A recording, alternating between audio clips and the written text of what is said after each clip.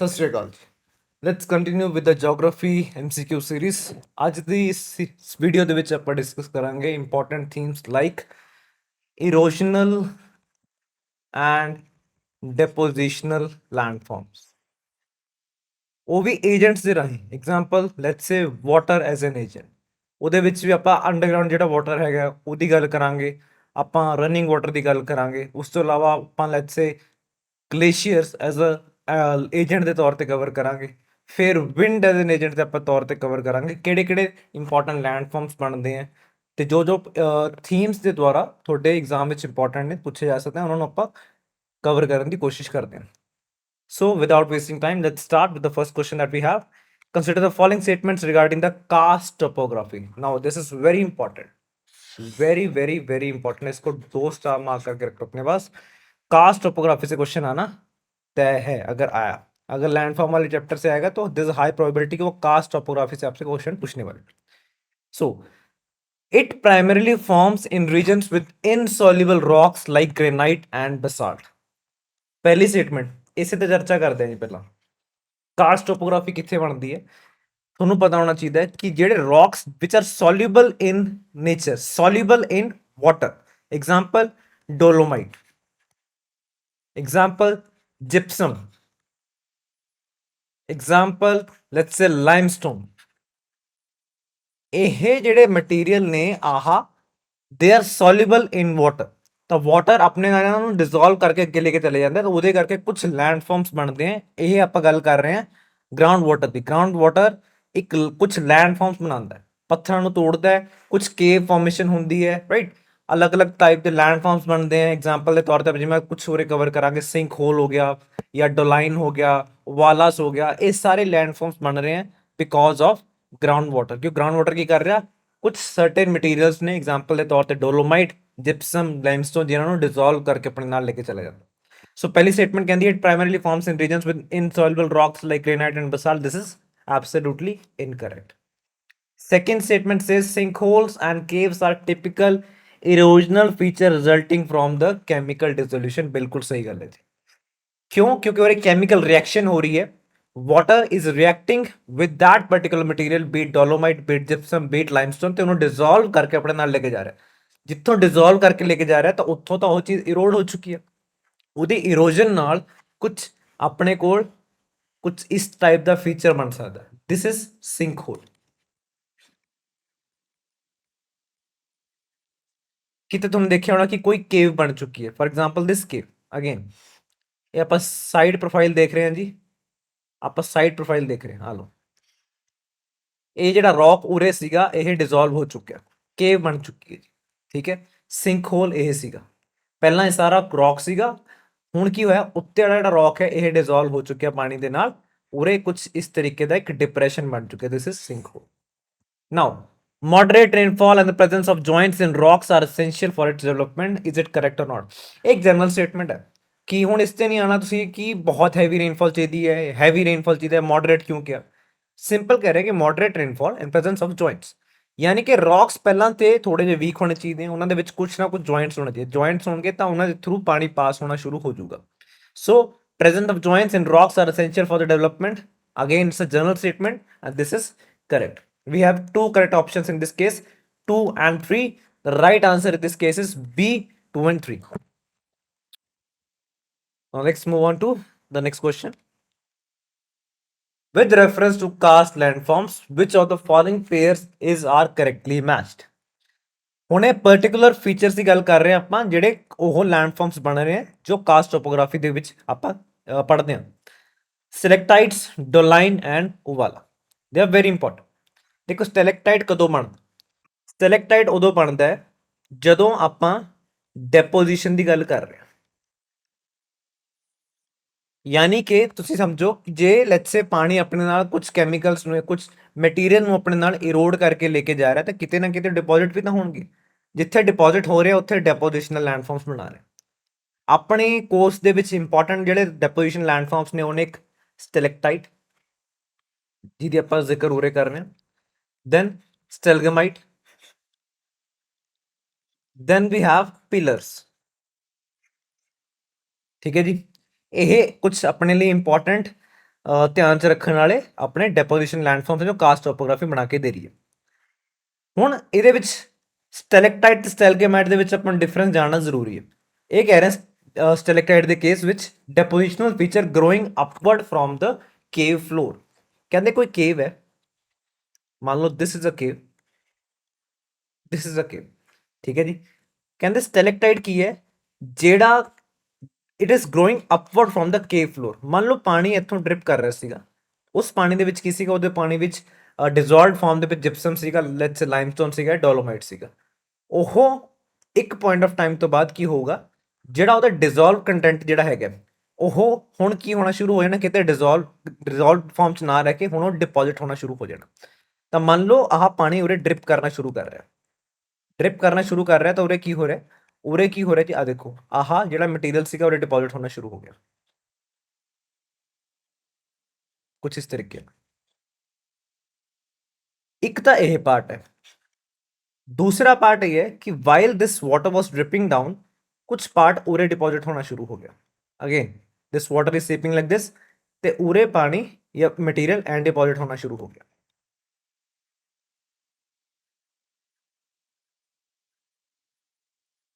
यह प्रोसेस एक दो दिन च नहीं हो रहा, it takes millions of years.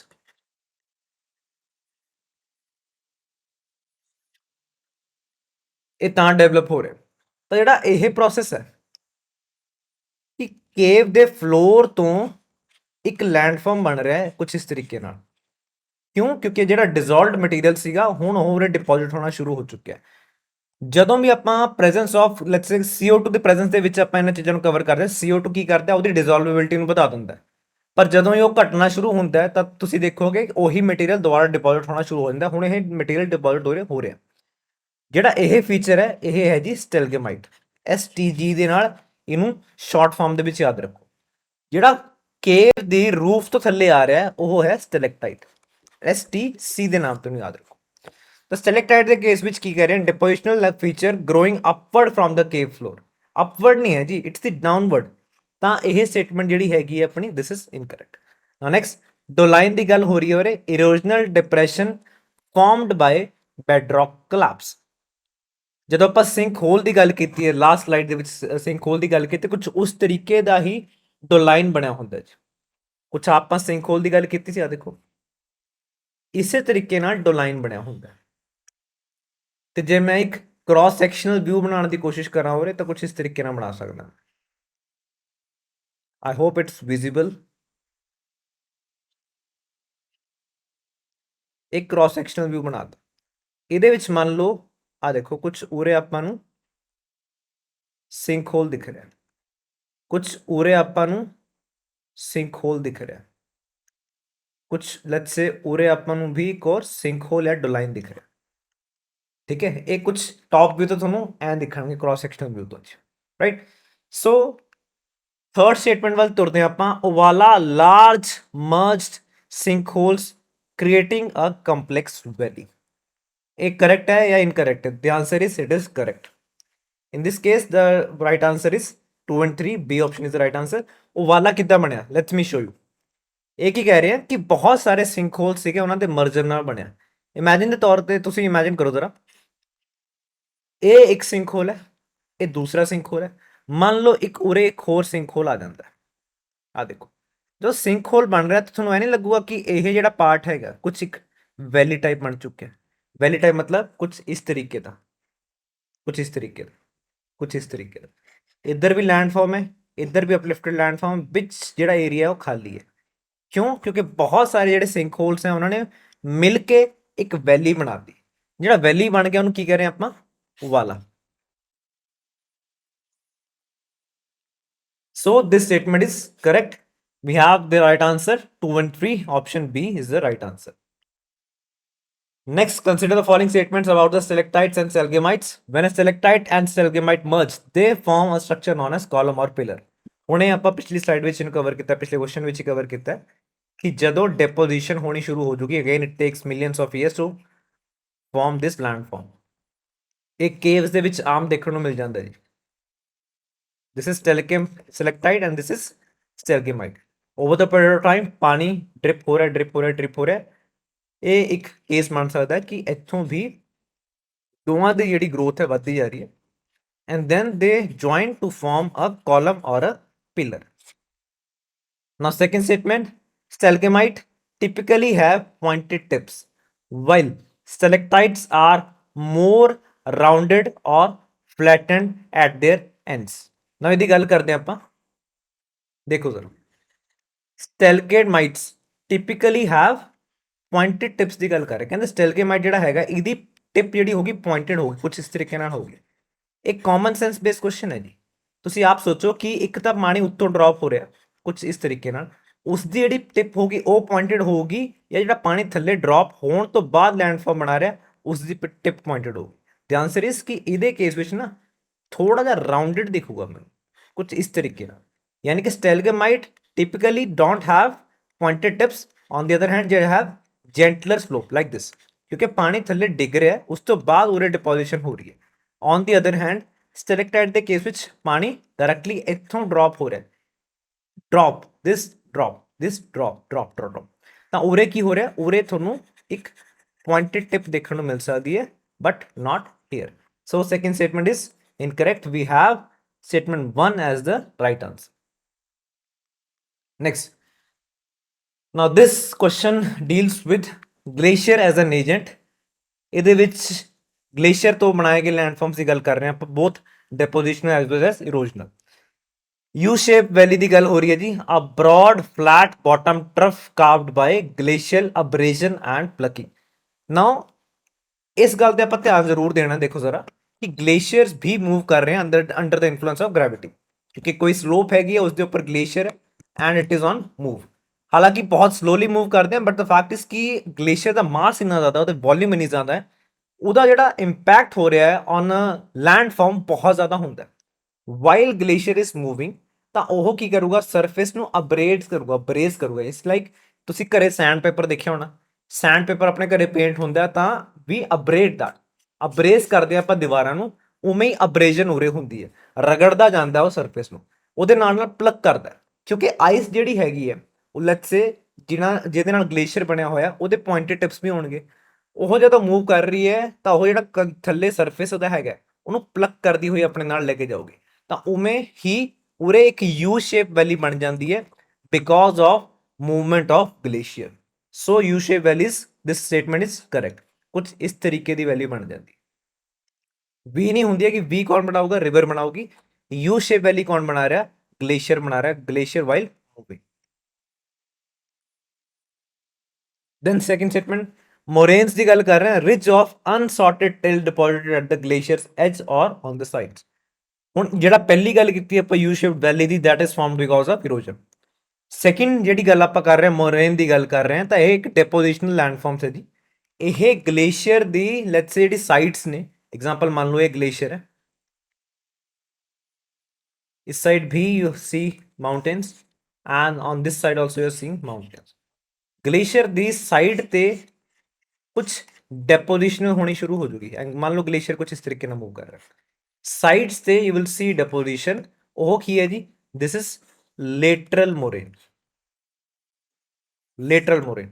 And similarly glacier ਦੇ ਜਿਹੜਾ ਬਿਲਕੁਲ ਐਂਡ ਹੋਊਗਾ ਉੱਥੇ ਵੀ ਤੁਹਾਨੂੰ ਕੁਝ ਡੈਪੋਜੀਸ਼ਨਲ ਫੀਚਰਸ ਦਿਖ ਜਾਣਗੇ ਜਿਹਨੂੰ ਆਪਾਂ ਕਹਿੰਦੇ ਆ ਟਰਮੀਨਲ ਮੋਰੇਨਸ, ਟਰਮੀਨਲ ਮੋਰੇਨਸ।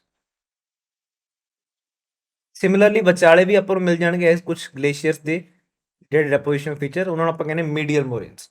ਸੋ ਮੋਰੇਨਸ ਕੀ ਹੈ, ਡੈਪੋਜੀਸ਼ਨਲ ਫੀਚਰਸ हैं जी, they are rich of unsorted till deposit, मतलब ਗਲੇਸ਼ੀਅਰ ਜਿਹੜਾ ਆਪਣੇ ਨਾਲ, ਜਦੋਂ ਆਪਾਂ ਪਹਿਲਾਂ let's say continental drift theory ਵੀ ਕਰ ਰਹੇ ਸੀ, ਉਦੋਂ ਵੀ ਮੈਂ ਤੁਹਾਨੂੰ ਦੱਸਿਆ ਸੀਗਾ ਕਿ ਐਵੀਡੈਂਸ ਦੇ ਤੌਰ ਤੇ ਕਿ ਗਲੇਸ਼ੀਅਰਸ ਆਪਣੇ ਨਾਲ ਕੁਝ ਚੀਜ਼ਾਂ ਨੂੰ ਇਰੋਡ ਕਰਕੇ ਲੈ ਕੇ ਜਾਂਦੇ ਆ, ਠੀਕ ਹੈ, ਤਾਂ ਉਹ ਜਿਹੜੇ ਸੈਡੀਮੈਂਟਸ ਹੋਣੇ ਉਹਨੂੰ ਆਪਾਂ particularly ਕਹਿੰਦੇ ਆ till. So unsorted till deposit at the glacier's edge and the sides, this statement is correct. Then we have arete, a sharp ridge between two cirques formed by headward erosion. ਹੁਣ ਇਹ ਕੁਝ ਇਸ ਤਰੀਕੇ ਦੀ ਤੁਹਾਨੂੰ let's say peaks ਦਿਖ ਰਹੀ हैं like this, इस साइड भी ग्लेशियर है, इस साइड भी ग्लेशियर है। ਆਪਾਂ ਕੀ ਕਹਿ ਰਹੇ ਹਾਂ ਕਿ ਜਿਹੜਾ ਗਲੇਸ਼ੀਅਰ ਹੈ ਉਹ ਕੁਝ ਹੈਡਵਰਡ ਇਰੋਡ ਕਰ ਰਿਹਾ ਹੈ, ਮੰਨ ਲਓ ਜਿਹੜਾ ਇਸ side glacier it is moving in this direction ਤਾਂ ਇਹ ਨਾ ਜਦੋਂ ਮੂਵ ਕਰ ਰਿਹਾ ਤਾਂ ਜਿਹੜਾ ਪਿੱਛੇ ਸਰਫੇਸ ਆ ਉਹਨੂੰ ਇਰੋਡ ਕਰਦਾ ਹੋ ਜਾ ਰਿਹਾ, ਅਗੇਨ ਅਪਗ੍ਰੇਡ ਕਰ ਰਿਹਾ, ਉਹਨੂੰ ਪਲਗ ਕਰ ਰਿਹਾ। ਜਦੋਂ ਉਹ ਇਰੋਡ ਕਰੂਗਾ ਹਮੇਸ਼ਾ ਤੁਸੀਂ ਦੇਖੋਗੇ, ਮੰਨ ਲਓ ਆਹ ਜਿਹੜੀ ਵਿਡਥ ਸੀਗੀ ਪਹਿਲਾਂ, ਲੈਟਸ ਸੇ ਇਹ ਲੈਂਡਫਾਰਮ ਕੁਝ ਇੰਨਾ ਚੌੜਾ ਸੀਗਾ, ਇਸ ਸਾਈਡ ਵੀ ਗਲੇਸ਼ੀਅਰ ਹੈ, ਇਸ ਸਾਈਡ ਵੀ ਗਲੇਸ਼ੀਅਰ ਹੈ। ਜਦੋਂ ਗਲੇਸ਼ੀਅਰ ਨੇ ਮੂਵ ਕਰਨਾ ਸ਼ੁਰੂ ਕਰਨਾ ਤਾਂ ਇਹ ਇਸ ਸਰਫੇਸ ਨੂੰ ਕੱਟ ਡਾਊਨ ਕਰਨਾ ਸ਼ੁਰੂ ਕਰੂਗਾ। ਇਵੈਂਚੁਅਲੀ ਜਿਹੜੀ ਆਹ ਵਿਡਥ ਕੁਝ ਇਸ ਤਰੀਕੇ ਨਾਲ ਦਿਖ ਰਹੀ ਸੀ ਮੈਨੂੰ, ਹੁਣ ਇਹ ਚੌਰਸ ਇੱਕ ਸਕੁਅਰ ਫਾਰਮ 'ਚ ਨਹੀਂ ਦਿਖਣੀ, ਹਲਕੀ ਹਲਕੀ ਹਲਕੀ ਕੁਝ ਇਸ ਤਰੀਕੇ ਨਾਲ ਬੈਂਡ ਹੋਣੀ ਸ਼ੁਰੂ ਹੋ ਜਾਊਗੀ, ਪੁਆਇੰਟਡ ਹੋਣੀ ਸ਼ੁਰੂ ਹੋ ਜਾਊਗੀ। ਉਹਨੂੰ ਆਪਾਂ ਕਹਿੰਦੇ ਆ ਰੀਟ। ਕਿਉਂ? ਕਿਉਂਕਿ ਦੋਨੋਂ ਸਾਈਡਸ ਤੋਂ ਗਲੇਸ਼ੀਅਰ ਮੂਵ ਕਰ ਰਿਹਾ, ਇਸ ਸਾਈਡ ਤੋਂ ਵੀ, ਇਸ ਸਾਈਡ ਤੋਂ ਵੀ, ਤੇ ਉਹ ਦੋਨੋਂ ਸਾਈਡਸ ਤੋਂ ਹੈਡਵਰਡ ਇਰੋਡ ਕਰਦਾ ਜਾ ਰਿਹਾ। ਸੋ ਦਿਸ ਸਟੇਟਮੈਂਟ ਰੇਟ ਸ਼ਾਰਪ ਰਿਜ ਬਿਟਵੀਨ ਟੂ ਸਰਕਸ, यानी कि इस साइड भी सर्क है अपने को, इस साइड भी अपने को सर्क है, and glacier is moving in this direction, and इस साइड भी glacier is moving in this direction while it is moving. ਇਹ ਦੋਨੋਂ ਸਾਈਡ ਤੋਂ, ਇਸ ਸਾਈਡ ਤੋਂ ਵੀ ਐਂਡ ਇਸ ਸਾਈਡ ਤੋਂ ਵੀ ਹੈਡਵਰਡ ਇਰੋਜਨ ਕਰਦਾ ਜਾ ਰਿਹਾ, ਤਾਂ ਕਰਕੇ ਆਹ ਜਿਹੜੀ ਇੱਕ ਰਿਜ ਬਣ ਰਹੀ ਹੈ, ਪੁਆਇੰਟਡ ਰਿਜ ਬਣ ਰਹੀ ਹੈ, ਨਾਈਫ ਲਾਈਕ ਰਿਜ ਬਣ ਰਹੀ ਹੈ, ਇਹਨੂੰ ਆਪਾਂ ਕਹਿ ਰਹੇ ਹਾਂ read, right? So this statement is also correct. So in my view all the three are correct in this case. Next, consider the following statements about depositional fluvial landform. Fluvial मतलब पानी की गल उरे हो रही है, fluvial मतलब running water की उरे गल हो रही है। Pointed bars या point bars are typically found on the inner convex bend of meanders and consist of well sorted sediments due to slower flow velocities. All right, ਇਹਨੂੰ ਸਮਝਦੇ ਆਪਾਂ। ਜਦੋਂ ਆਪਾਂ ਰਿਵਰ ਐਜ਼ ਅ ਏਜੰਟ ਨੂੰ cover ਕਰਦੇ ਹਾਂ, ਆਪਾਂ ਕਵਰ ਕਰਦੇ ਹਾਂ ਕਿ ਇਹਦਾ ਇੱਕ ਯੂਥ ਸਟੇਜ ਹੈਗਾ, ਦੈਨ ਇਹਦਾ ਇੱਕ ਮੈਚੁਰ ਫੇਜ਼ ਵੀ ਆਉਂਦਾ, 올ਡ ਫੇਜ਼ ਵੀ ਆਉਂਦਾ। ਜਦੋਂ ਆਪਾਂ ਮੈਚੁਰ ਫੇਜ਼ ਦੀ ਗੱਲ ਕਰਦੇ ਹਾਂ ਉਦੋਂ ਆਪਾਂ ਗੱਲ ਕਰਦੇ ਹਾਂ ਕਿ ਰਿਵਰ ਨਾ ਮੇਐਂਡਰ ਕਰਨਾ ਸ਼ੁਰੂ ਕਰ ਦਿੰਦੀ ਕੁਝ ਇਸ ਤਰੀਕੇ ਨਾਲ।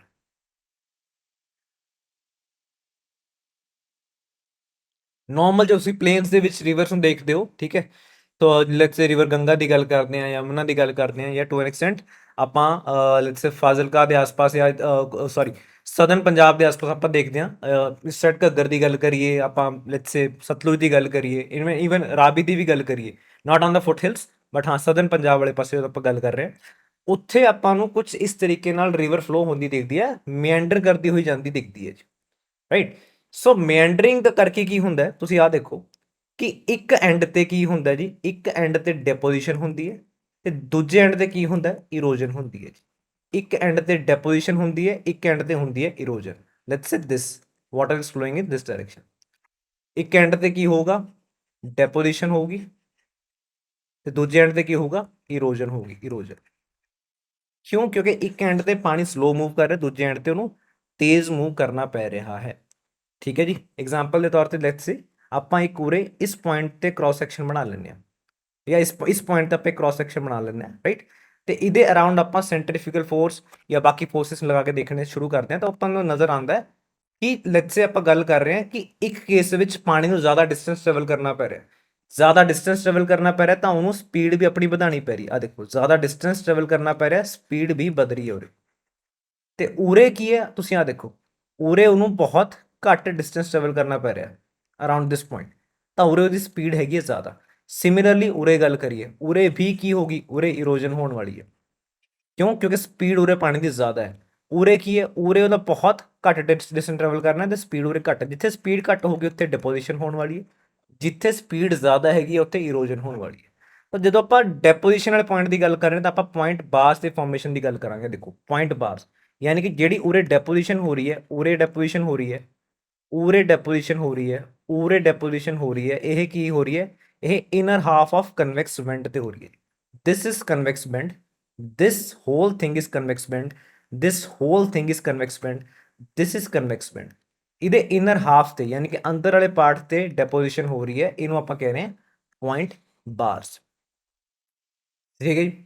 Next, natural levees form through the deposition of coarser sediments farther from the river channel resulting in steep slope towards the bank। all right, ਹੁਣ ਮੰਨ ਲਓ ਇਹ ਤਾਂ ਇੱਕ ਮੈਂ ਆਪਾਂ ਟੌਪ ਵਿਊ ਦੇਖ ਰਹੇ ਰਿਵਰ ਦਾ, ਆਪਾਂ ਇੱਕ ਕ੍ਰਾਸ ਸੈਕਸ਼ਨਲ ਵਿਊ ਜੇ ਆਪਾਂ ਦੇਖੀਏ ਤਾਂ ਕੁਝ ਇਸ ਤਰੀਕੇ ਨਾਲ ਰਿਵਰ ਫਲੋ ਕਰਦੀ ਹੁੰਦੀ ਹੈ।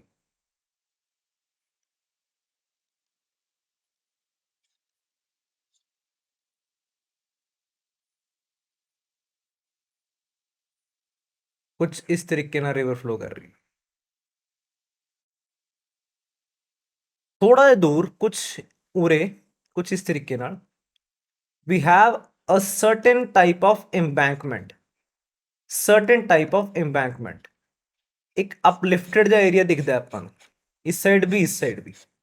ਉਹ ਕੀ ਹੈ ਜੀ? ਉਹ ਹੈਗਾ natural levees, right, on the both sides natural levees ਆਪਾਂ ਨੂੰ ਦਿਖ ਰਿਹਾ। ਉਹਦੇ ਬਾਰੇ ਕੀ ਕਹਿ ਰਹੇ ਹੈ?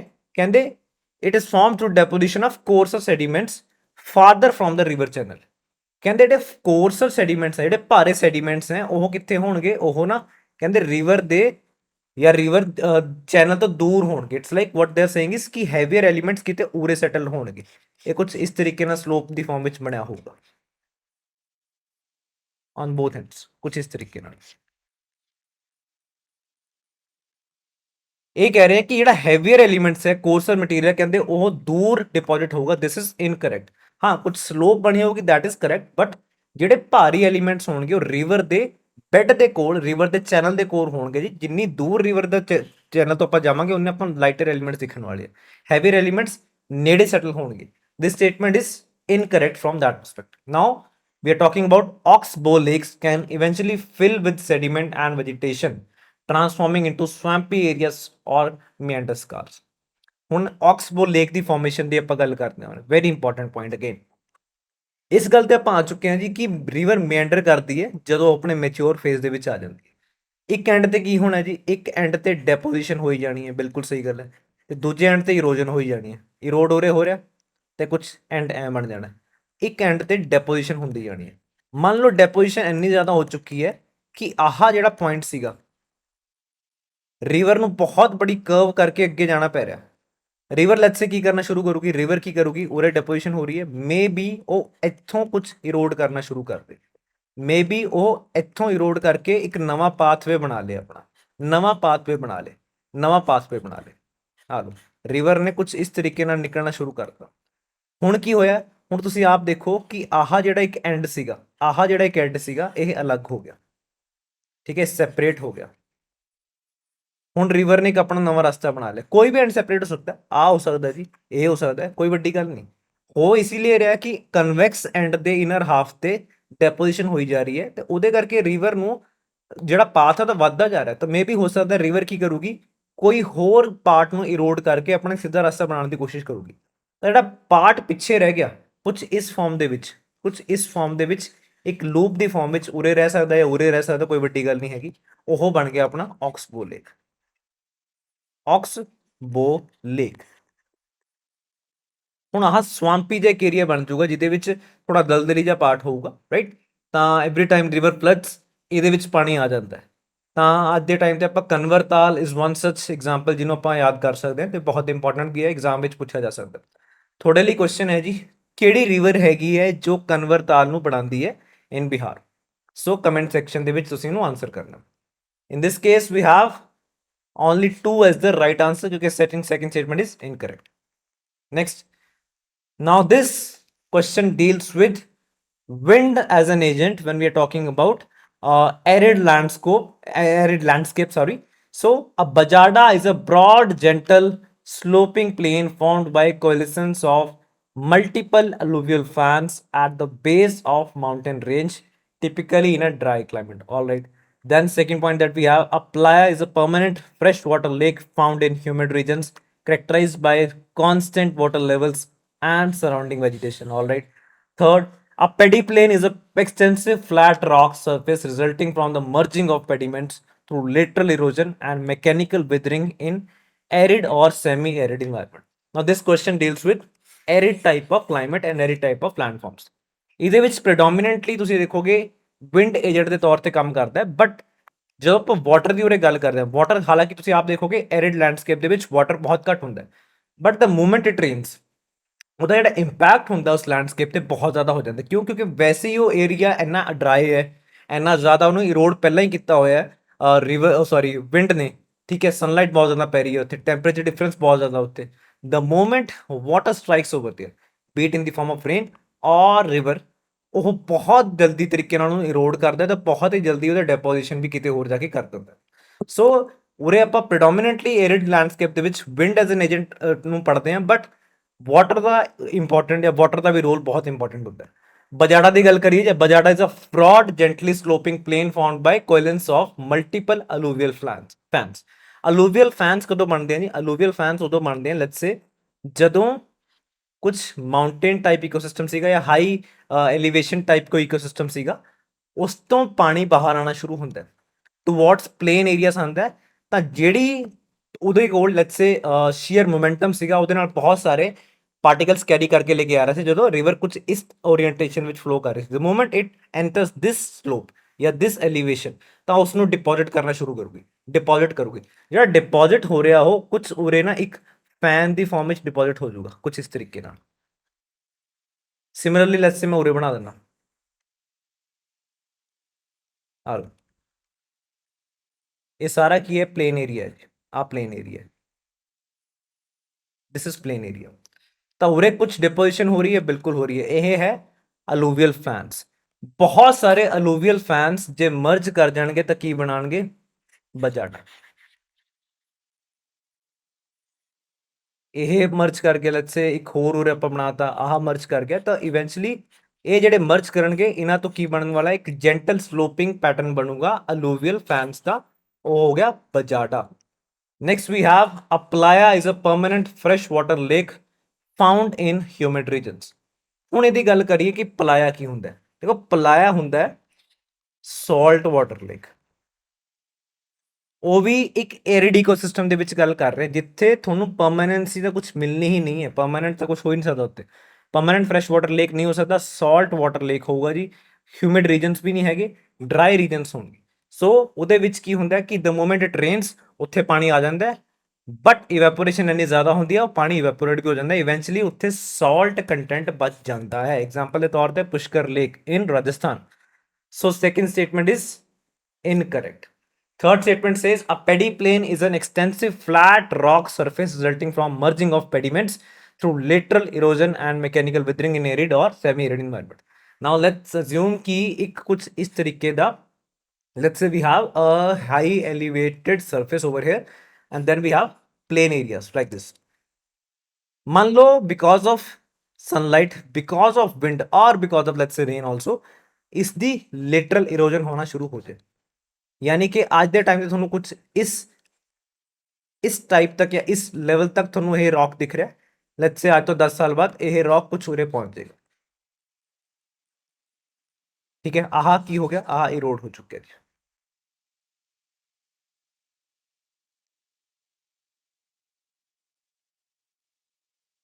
ਇਹ ਹੋ ਚੁੱਕਿਆ ਇਰੋਡ ਹੋਣ ਤੋਂ ਬਾਅਦ ਕੁਝ ਇਸ ਤਰੀਕੇ ਦਾ ਹੋ ਚੁੱਕਿਆ ਆਹ ਜਿਹੜਾ ਪਲੇਨ ਬਣ ਰਿਹਾ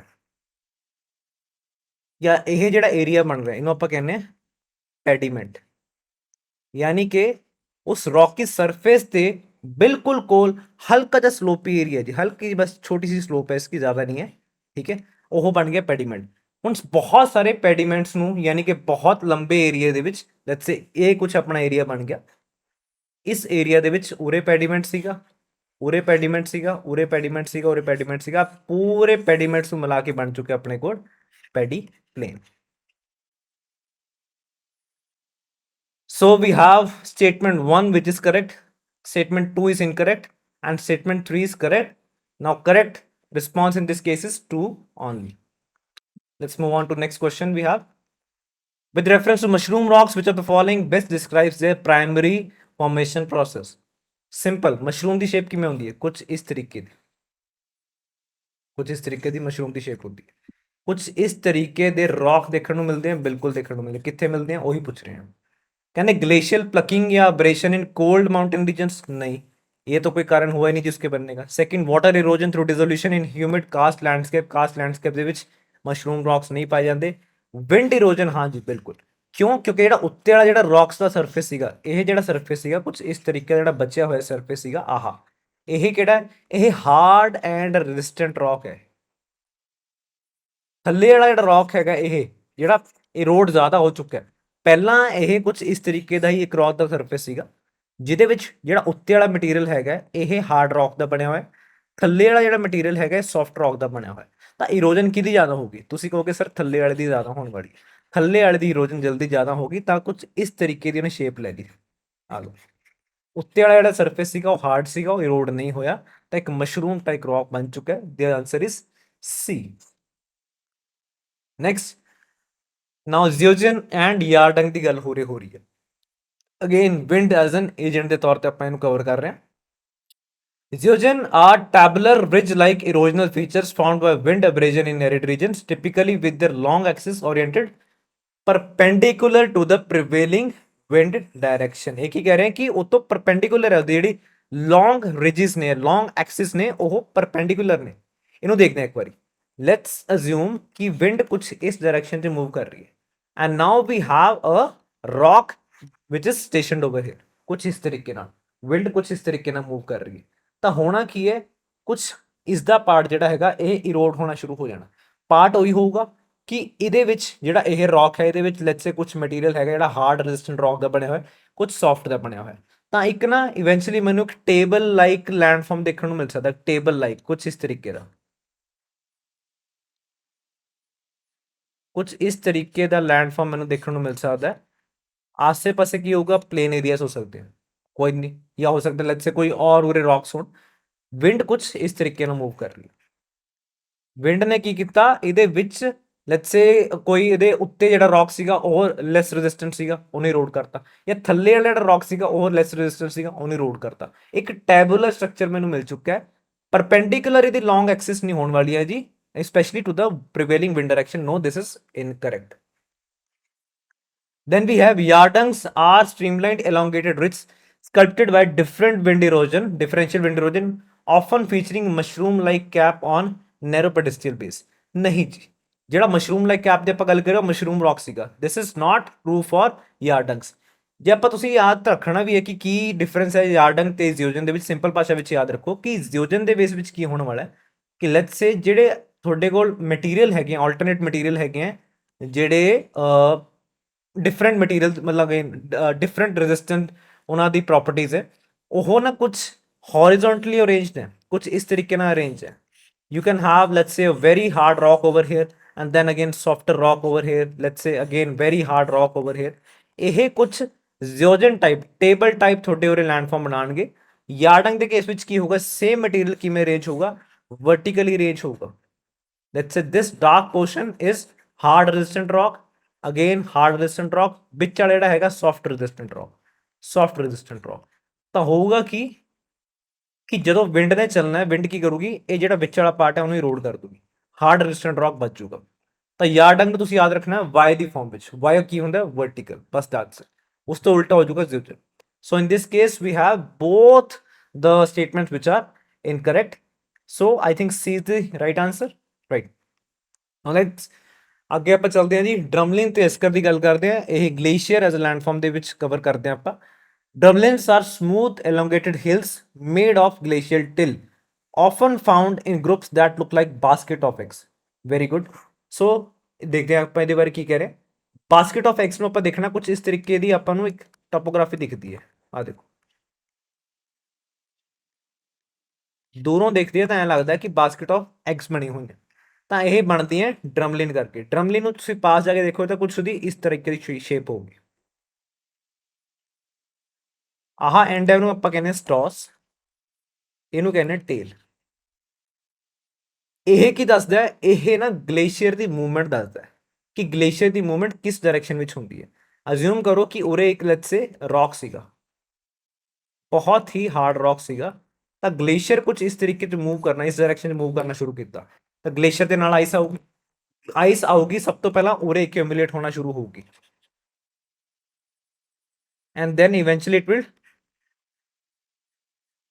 ਟੌਸ ਫਾਰਵਰਡ। ਤਾਂ ਕੁਝ ਇਸ ਤਰੀਕੇ ਦੇ ਨਾਲ ਗਲੇਸ਼ੀਅਰ ਜੇ ਐ ਮੂਵ ਕਰ ਰਿਹਾ, ਤਾਂ ਇਹ ਕੁਝ ਇਸ ਤਰੀਕੇ ਦੀ ਓਰੀਐਂਟੇਸ਼ਨ ਲੈ ਲੂਗਾ। This is ਡਰਮਲਿਨ। ਡਰਮਲਿਨ ਇਹ ਕੀ ਹੈ, ਡੈਪੋਜੀਸ਼ਨਲ ਲੈਂਡਫਾਰਮ ਹੈ ਜੀ। ਸੋ ਇਹ ਆਪਾਂ ਨੂੰ ਦੱਸ ਰਿਹਾ ਕਿ ਗਲੇਸ਼ੀਅਰ ਦੀ ਮੂਵਮੈਂਟ ਕਿੱਦਾਂ ਹੋ ਰਹੀ ਹੈ। The answer is ਰੈਸ।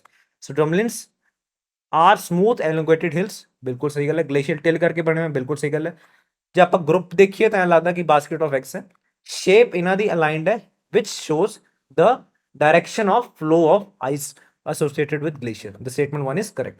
Eskers are long winding ridges formed by sand and gravel deposited by the meltwater streams flowing in tunnels beneath the retreating glacier. ਹੁਣ ਗਲੇਸ਼ੀਅਰ ਹੈ ਕੋਈ, ਗਲੇਸ਼ੀਅਰ ਦੇ ਵਿੱਚ ਤੁਸੀਂ ਦੇਖੋ ਕਿ ਲੈਟਸ ਸੇ ਜਾਂ ਉਹ ਰਿਟਰੀਟ ਕਰ ਰਿਹਾ ਜਾਂ ਸਮਰ ਸੀਜ਼ਨ ਆ ਚੁੱਕਿਆ, ਤਾਂ ਉਹਦੇ ਵਿੱਚੋਂ ਆਈਸ ਜਿਹੜੀ ਹੈਗੀ ਆ ਉਹ ਮੈਲਟ ਹੋ ਕੇ ਪਾਣੀ ਦੀ ਫਾਰਮ ਵਿੱਚ ਆਉਣਾ ਸ਼ੁਰੂ ਹੋ ਜੂ। ਉਹ ਪਾਣੀ ਨੂੰ ਪਾਸ ਹੋਣ ਵਾਸਤੇ ਕੁਝ ਨਾ ਕੁਝ ਚਾਹੀਦਾ ਹੁੰਦਾ ਹੈ। ਮੰਨ ਲਓ ਪਾਣੀ ਨੇ ਆਪਣੇ ਵਾਸਤੇ ਕੁਝ ਟਨਲਸ ਬਣਾ ਲਈਆਂ, ਜਿਵੇਂ ਆਪਾਂ ਗੱਲ ਕਰਦੇ ਕੁਝ ਕੇਵਸ ਟਾਈਪ ਬਣਾ ਲਈਆਂ, ਲਾਰਜਰ ਕੁਝ ਇਸ ਤਰੀਕੇ ਦੀਆਂ। ਇਹ ਦੇਖੋ, ਮੰਨ ਲਓ ਕੋਈ ਬਹੁਤ ਬੜਾ ਗਲੇਸ਼ੀਅਰ ਹੈ, ਉਹਦੇ ਵਿੱਚ ਕੁਝ ਇਸ ਤਰੀਕੇ ਦੀ ਟਨਲਸ ਬਣਾ ਲਈਆਂ, ਉਸ ਟਨਲਸ ਦੇ ਥਰੂ ਪਾਣੀ ਬਾਹਰ ਆ ਰਿਹਾ। ਇਹ ਪੂਰਾ ਗਲੇਸ਼ੀਅਰ ਹੈ ਜੀ, ਹੌਲੀ ਹੌਲੀ ਹੌਲੀ ਮੈਲਟ ਹੋ ਰਿਹਾ, ਉਹਦੇ ਥੱਲੋਂ ਪਾਣੀ ਆ ਰਿਹਾ ਕੁਝ ਟਨਲਸ ਦੀ ਫਾਰਮ ਵਿੱਚ। ਜਦੋਂ ਪਾਣੀ ਆ ਰਿਹਾ ਮੈਲਟ ਵਾਟਰ, ਤਾਂ ਨਾਲ ਆਪਣੇ ਸੈਡੀਮੈਂਟਸ ਵੀ ਲੈ ਕੇ ਆਊਗਾ। ਸੈਡੀਮੈਂਟਸ ਉਰੇ ਉਰੇ ਉਰੇ ਉਰੇ ਡਿਪੋਜ਼ਿਟ ਹੁੰਦੇ ਜਾਣਗੇ। ਤਾਂ ਮੰਨ ਲਓ ਹੁਣ ਗਲੇਸ਼ੀਅਰ ਨਹੀਂ ਰਹੇ, ਤੁਹਾਨੂੰ ਕੁਝ ਇਸ ਤਰੀਕੇ ਨਾਲ ਇੱਕ ਲੈਂਡਫਾਰਮ ਦਿਖੂਗਾ, ਬਹੁਤ ਹੀ ਜ਼ਿਆਦਾ ਲੰਬਾ, ਹੋ ਸਕਦਾ ਕਈ ਕਿਲੋਮੀਟਰ ਤੱਕ ਲੰਬਾ ਹੋ ਜਾਏ, ਕੁਝ ਇਸ ਤਰੀਕੇ ਦਾ। ਉਹ ਕੀ ਹੈ? ਐਸਕਰ ਹੈ। ਕਿਉਂ? ਕਿਉਂਕਿ ਉਹ ਮੈਲਟ ਵਾਟਰ ਨੇ ਬਣਾਇਆ ਆਪਣੇ ਨਾਲ, ਜਦੋਂ ਸੈਡੀਮੈਂਟਸ ਉਹ ਟਨਲਸ ਦੇ ਥਰੂ ਡਿਪੋਜ਼ਿਟ ਕਰਦਾ ਜਾਂਦਾ। So second statement is correct, one is also correct. We have C option as the correct option. Now last question related to river rejuvenation, very important concept. River rejuvenation occurs when a river's base level is lowered, giving the stream new vertical erosive energy and steepening its long profile. ਆਪਾਂ ਜਦੋਂ river ਰੈਜੂਵਨੇਸ਼ਨ ਦੀ ਗੱਲ ਕਰਦੇ ਹਾਂ, ਇਸ like simple ਭਾਸ਼ਾ ਵਿੱਚ ਸਮਝੋ, simple concept ਹੈ। ਦਾ ਮਤਲਬ ਇਹ ਹੈ ਕਿ ਰਿਵਰ ਦੀ ਜਿਹੜੀ ਇਰੋਜਨਲ ਕੈਪੈਸਿਟੀ ਹੈ ਉਹ ਵੱਧ ਚੁੱਕੀ ਹੈ। ਰਿਵਰ ਰੈਜੂਵਨੇਸ਼ਨ ਮਤਲਬ ਰਿਵਰ ਦੀ ਇਰੋਜਨਲ ਕੈਪੈਸਿਟੀ ਉਹ ਵੱਧ ਚੁੱਕੀ ਹੈ ਜੀ। ਇਰੋਜਨਲ ਕੈਪੈਸਿਟੀ ਕਦੋਂ ਵੱਧਦੀ ਹੈ? ਜਦੋਂ ਰਿਵਰ ਆਪਣੀ ਯੂਥ ਸਟੇਜ ਦੇ ਵਿੱਚ ਹੁੰਦੀ ਹੈ, ਉਦੋਂ ਉਹ ਡਿਪੋਜ਼ਿਟ ਘੱਟ ਕਰਦੀ ਹੈ, ਇਰੋਡ ਚੀਜ਼ਾਂ ਨੂੰ ਆਪਣੇ ਨਾਲ ਕਰਕੇ ਜ਼ਿਆਦਾ ਲੈ ਕੇ ਜਾਂਦੀ ਹੈ। So river rejuvenation occurs when rivers base level ਮਤਲਬ ਕਿੱਥੇ ਤੱਕ ਉਹ ਇਰੋਡ ਕਰ ਸਕਦੀ ਹੈ। Imagine just like imagine this case ਕਿ ਇੱਕ ਰਿਵਰ ਬਸ ਹੁਣ ਸੀ ਨਾਲ ਮਿਲਣ ਵਾਲੀ ਹੈ। Let's we are talking about river Ganga ਔਰ ਬ੍ਰਹਮਪੁੱਤਰਾ ਔਰ ਐਨੀ ਅਦਰ ਰਿਵਰ, ਉਹ ਬੇ ਆਫ ਬੰਗਾਲ ਨਾਲ ਮਿਲਣ ਵਾਲੀ ਹੈ। ਤਾਂ ਹੁਣ ਜਦੋਂ ਮਿਲ ਰਹੀ ਹੈ, ਹੁਣ ਕੀ ਉਹ ਡਾਊਨਵਰਡ ਵਰਟੀਕਲ ਕੁਝ ਇਰੋਜਨ ਕਰ ਸਕਦੀ ਹੈ? ਨਹੀਂ ਕਰ ਸਕਦੀ। ਬੇਸ ਲੈਵਲ ਕੀ ਹੈ ਕਿ ਮਿਨੀਮਮ ਜਿੱਥੇ ਤੱਕ ਇਰੋਡ ਕਰ ਸਕਦੇ, ਉਸ ਤੋਂ ਜ਼ਿਆਦਾ ਇਰੋਡ ਨਹੀਂ ਕਰ ਸਕਦੀ ਡੈਪਥ ਦੇ ਵਿੱਚ। ਪਰ ਲੈਟਸ ਸੇ ਕੋਈ ਇੱਕ ਐਸਾ ਕੇਸ ਬਣ ਜਾਏ ਜਿਹਦੇ ਕਰਕੇ ਕੀ ਹੋਵੇ, ਟੈਕਟੋਨਿਕ ਅਪਲਿਫਟਮੈਂਟ ਹੋਣੀ ਸ਼ੁਰੂ ਹੋ ਜਾਏ ਇਸ ਏਰੀਆ ਦੀ। ਟੈਕਟੋਨਿਕ ਅਪਲਿਫਟਮੈਂਟ ਸ਼ੁਰੂ ਹੋ ਜਾਏ, ਆਹ ਏਰੀਆ ਕੁਝ ਉੱਪਰ ਉੱਠਣਾ ਸ਼ੁਰੂ ਹੋ ਜਾਏ, ਸੀ ਥੱਲੇ ਹੈ, ਇਹ ਏਰੀਆ ਉੱਤੇ ਹੋ ਚੁੱਕਿਆ, ਤਾਂ ਕੁਝ ਰਿਵਰ ਨਾ ਐ ਸਲੋਪ ਅਕਵਾਇਰ ਕਰ ਲੂਗੀ ਉਹ। ਹੁਣ ਇਹ ਫਰਦਰ ਇੰਨਾ ਥੱਲੇ ਇਰੋਡ ਕਰ ਸਕਦੀ ਹੈ। ਯਾਨੀ ਕਿ ਕਹਿਣ ਦਾ ਭਾਵ ਇਹ ਹੈ ਕਿ ਬੇਸ ਲੈਵਲ ਜਿਹੜਾ ਇਹਦਾ ਹੈ ਇਹ ਵੱਧ ਚੁੱਕਿਆ ਜੀ। ਸੋ ਅਬ ਬੇਸਿਕਲੀ ਬੇਸ ਲੈਵਲ ਦੇ ਆਪਾਂ ਗੱਲ ਕਰੇ, ਥੱਲੇ ਜਾਂਦਾ ਜਾ ਰਿਹਾ ਉਹ। So when a rivers base level is lowered, ਥੱਲੇ ਜਾਈ ਜਾ ਰਿਹਾ, giving the stream new vertical erosive energy and steepening its long profile. This answer is correct.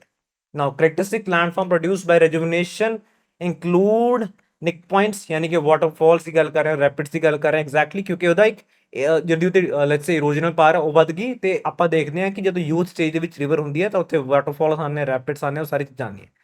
Then we have paired river ਟੈਰੇਸਿਸ, ਯਾਨੀ ਕਿ ਕੁਝ ਇਸ ਤਰੀਕੇ ਨਾਲ, ਅਗੇਨ ਕ੍ਰੋਸ ਸੈਕਸ਼ਨਲ ਵਿਊ ਦੇਖੀਏ ਤਾਂ ਕੁਝ ਇਸ ਤਰੀਕੇ ਨਾਲ ਰਿਵਰ ਟੈਰੇਸਿਸ ਬਣਾ ਸਕਦੀ ਹੈ। ਐਂਡ ਦੈਨ ਡੀਪਲੀ ਇਨਸਾਈਜ਼ਡ ਮੇਅੰਡਰਸ, ਮੇਅੰਡਰ ਕਦੋਂ ਬਣਾਉਂਦੀ ਹੈ? ਮੇਅੰਡਰ ਮੈਚਿਓਰ ਸਟੇਜ ਦੇ ਵਿੱਚ ਬਣਾਉਂਦੀ ਹੈ। ਪਰ ਮੰਨ ਲਓ ਮੈਚਿਓਰ ਸਟੇਜ ਵਿੱਚ ਆਈ ਹੋਈ ਰਿਵਰ ਬਾਅਦ ਵਿੱਚ ਇੱਕ ਟੈਕਟੋਨਿਕ ਅਪਲਿਫਟਮੈਂਟ ਹੋਣਾ ਸ਼ੁਰੂ ਹੋ ਜਾਏ, ਤਾਂ ਉਹਦਾ ਜਿਹੜਾ ਏਰੀਆ ਸਰਫੇਸ ਹੈ ਉਹ ਉੱਤੇ ਆਉਣਾ ਸ਼ੁਰੂ ਹੋ ਜਾਏ, ਤਾਂ ਉਹਦੀ ਇਰੋਜਨਲ ਪਾਵਰ ਵੀ ਵਧਣੀ ਸ਼ੁਰੂ ਹੋ ਜੂਗੀ। ਤਾਂ ਉਹੀ ਮੇਅੰਡਰਸ ਨੂੰ ਉਹ ਡੀਪਲੀ ਕੱਟ ਡਾਊਨ ਕਰਨਾ ਸ਼ੁਰੂ ਕਰ ਦੂਗੀ, ਡੀਪਲੀ ਕੱਟ ਡਾਊਨ ਕਰਨਾ ਸ਼ੁਰੂ ਕਰ ਜੂਗੀ, ਉਹ ਹੋ ਜੂਗੀ incised meanders. Then we have rejuvenation can be triggered by either tectonic upliftment of land, excess, ਉਹਨੂੰ ਕਹਿੰਦੇ ਆਪਾਂ dynamic rejuvenation, or fall in global sea level during glacial periods. ਅੱਜ ਦੇ ਟਾਈਮ ਵਿੱਚ ਆਪਾਂ ਵੈਸੇ ਵੀ ਵਾਰਮ ਫੇਜ਼ ਦੇ ਵਿੱਚ ਕਲਾਈਮੇਟ ਦੇ ਪਰਸਪੈਕਟਿਵ ਨਾਲ, ਅੱਜ ਤੋਂ 10,000 ਸਾਲ ਪਹਿਲਾਂ ਆਪਾਂ ਕਹਿੰਦੇ ਸੀਗੇ ਅਰਥ ਇੱਕ ਆਈਸ ਏਜ ਦੇ ਦੌਰ ਵਿੱਚ ਸੀਗੀ, ਜਦੋਂ ਗਲੋਬਲੀ ਆਪਾਂ ਦੇਖੀਏ ਤਾਂ ਜਿਹੜਾ ਸੀ ਵਾਟਰ ਸੀਗਾ ਉਹਦਾ ਲੈਵਲ ਥੱਲੇ ਹੁੰਦਾ ਸੀ। ਤਾਂ ਸੀ ਵਾਟਰ ਦਾ ਜਿਹੜਾ ਲੈਵਲ ਥੱਲੇ ਹੈ, ਤਾਂ ਆਪਾਂ ਕਹੀਏ ਕਿ ਲੈਟਸ ਸੇ ਆਹ ਰਿਵਰ ਹੈ ਤੇ ਉਹਨੇ ਸੀ ਲੈਵਲ ਜਾਂ ਸੀ ਨੂੰ ਉਰੇ ਜਾ ਕੇ ਮਿਲਣਾ। ਅੱਜ ਸੀ ਕਿਸੇ ਉਰੇ ਮਿਲ ਜਾਂਦਾ ਉਹਨੂੰ, ਕਿ ਸੀ ਦਾ ਜਿਹੜਾ ਲੈਵਲ ਉੱਤੇ ਆ ਚੁੱਕਿਆ। ਤਾਂ ਪਹਿਲਾਂ ਉਹਦੇ ਕੋਲ ਜ਼ਿਆਦਾ ਇਰੋਡ ਕਰਨ ਵਾਸਤੇ ਆ ਦੇਖੋ ਐਲੀਵੇਸ਼ਨ ਸੀਗੀ, ਪਰ ਅੱਜ ਉਨੀ ਨਹੀਂ ਹੈਗੀ। ਸੋ ਰਿਵਰ ਰੈਜੂਵਨੇਸ਼ਨ ਕੀ ਕਦੋਂ ਹੋ ਸਕਦਾ? ਡਾਇਨਾਮਿਕ, ਜਦੋਂ ਕਿ ਟੈਕਟੋਨਿਕ ਅਪਲਿਫਟਮੈਂਟ ਹੋਵੇ, ਜਾਂ ਫਿਰ ਅਸਟੈਟਿਕ ਰੈਜੂਵਨੇਸ਼ਨ, ਜਦੋਂ सी लेवल फॉल करना शुरू हो जाए. So this statement is also correct. In this case, we have all the three statements as correct statements. So I believe आज का सेशन थोड़ा वास्ते हेल्पफुल रहा होगा. Thank you very much. We'll meet tomorrow. Thank you.